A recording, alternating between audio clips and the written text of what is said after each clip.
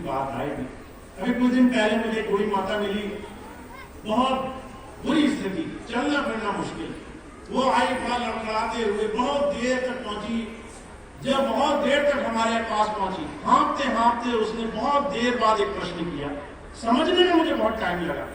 जब बहुत देर बाद मैंने समझा तो वो कहने लगी, मेरे लड़के का तलाक चल रहा है, मुकदमा चल रहा है, मुकदमा किसी तरह से हल हो गया। लड़का पास खड़ा था। मैंने कहा ये बात तो ये भी कह सकता है, तुमने इतना जोर क्यों लगाया, इतनी दूर यहाँ तक चल के आई ये बताने के लिए जो मुकदमा चल रहा है वो तो यही अपने आप मुझे बता सकता है। तुम इससे कब आजाद होगी, तुम इससे कब मुक्त होगी, इसे तो ऐसे ना जाने कितने मुकदमे लड़ने पड़ेंगे, तुम अपना मुकदमा कब हल करोगे। ये हमारे और आपके जीवन में एक बहुत बड़ा सत्य है जो हमें जितनी जल्दी समझ में आ जाए अच्छा। हम सबका काम नहीं कर सकते, हम अपना काम समय रहते ही बना सकते हैं। तो आज महाराज जी के जीवन में हमें ये बात समझनी है, हमारे जीवन में हम तभी गुरु के हैं जब हम अपने जीवन में सही और सारे पहलुओं को सही तरीके से जीवन में लेके आने वाले हैं। थोड़ा सा संसार की काम करो और थोड़ा उनसे आजाद भी रहो, थोड़ा उनसे मुक्त भी रहो। कभी कभार तुम्हारे काम न बने तो इतना परेशान मत हुआ करो। हर चीज तुम्हारे मन की हो जरूरी नहीं है। कुछ काम तुम्हारे हो जाए बहुत अच्छा, पर कुछ काम तुम्हारे ना हो तो इतना उलझन में नहीं रहना है, इतना परेशान नहीं रहना है। अरे मुझे पिछले दिनों बहनी मिली, कहने लगी भैया जी आपके पास अब आए, काम नहीं बना। जब नहीं बना तो हमें किसी ने राय दी तुम पूजा नहीं करती हो, तुम्हें पूजा करनी चाहिए। हम पूजा करने चले गए। किसी ने कहा यात्रा नहीं करती हो, हम यात्रा करने चले गए।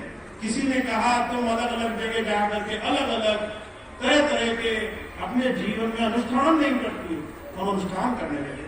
कहने लगे आज लगता है हम अनुष्ठान करते करते इतना परेशान है, जीवन वैसा ही है जैसे पहले हुआ करता था। सिर्फ एक बात नहीं समझने के कारण सब कुछ तुम्हारे हिसाब से नहीं होगा। कुछ चीजें ऐसी होंगी जो ईश्वर ने तुम्हारे लिए बनानी भी थी, कुछ चीजें ऐसी हैं जो तुम्हारे माध्यम से कुछ भोग कटाने लिखी है, कुछ चीजें ऐसी होंगी जो तुम्हारी इच्छा के विरुद्ध होंगी। दोनों में समरस रहना गुरु ही सिखा सकता है। तो आप और हम जीवन जीने की कला अपने स्वामी जी से सीखना चाहते हैं। हम अपने गुरु से ये सीखना चाहते हैं सुख और दुख दोनों में हम कैसे जी पाए। और इसके लिए आपको अपना सारा मनोरथ अपने जीवन में पूरा संकल्प साथ कर गुरु के पास आना होगा। तो आप बहुत भाग्यशाली हैं, आपको स्वामी जी की कृपा से, हुजूर की कृपा से ये सुंदर अवसर मिला है। ये जो सत्संग का आपको सुंदर मौका मिला है, इसलिए नहीं है कि आना है चले जाना है, इसलिए ये कि यहाँ पर एक बात हमें जो चोट लगे, हमारे मन को एक बात ऐसी लगे जो हमें थोड़ी सी ठोकर मारे, उसको पकड़ कर ले जाना और उस पर धीरे धीरे मंथन शुरू कर देना कि क्या हम इतना ज्यादा लंबट हो गए संसार में, कैसे इससे हम मुक्त होंगे, कैसे हम अपने जीवन में अपने इस बंधन को छोड़ने वाले बनेंगे। तो हमें अपना जीवन ऐसा बना लेना है जिससे हम अपने आप को उस ईश्वर के साथ जोड़ने की दिशा अपने जीवन में अपना सकें। और ये उसी की होगी जो अपने जीवन में थोड़ा सा मनोरथ करता है। मैं आपको छोटी सी बात बता दूं, आपको ये बात समझ लेनी है। मैं ही जानता हूं आप में से जितने मेरे पास आते हैं, हर एक इंसान ईश्वर को पाने के लिए नहीं आता, हर एक आदमी गुरु जी से गुरु पाने के लिए नहीं आता, हर एक आदमी यहाँ पर सत्य पथ को जानने के लिए नहीं आता। कुछ लोग इसलिए भी आते हैं कि काम बन जाए, कुछ लोग इसलिए भी आते हैं कि मुकदमे दूर हो जाए, कुछ लोग इसलिए भी आते हैं बीमारी दूर हो जाए।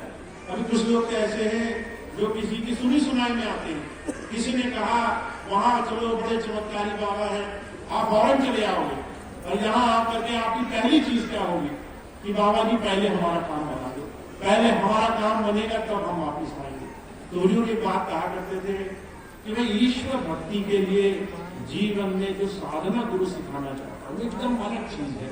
और आप जो मन में विचार लेकर आ रहे हैं 100 में से एक आधा ही ऐसा होगा जो गुरु को समझने के भाव से गुरु की दिशा में आ रहा है। तो आप इस बात को समझें, जैसी मन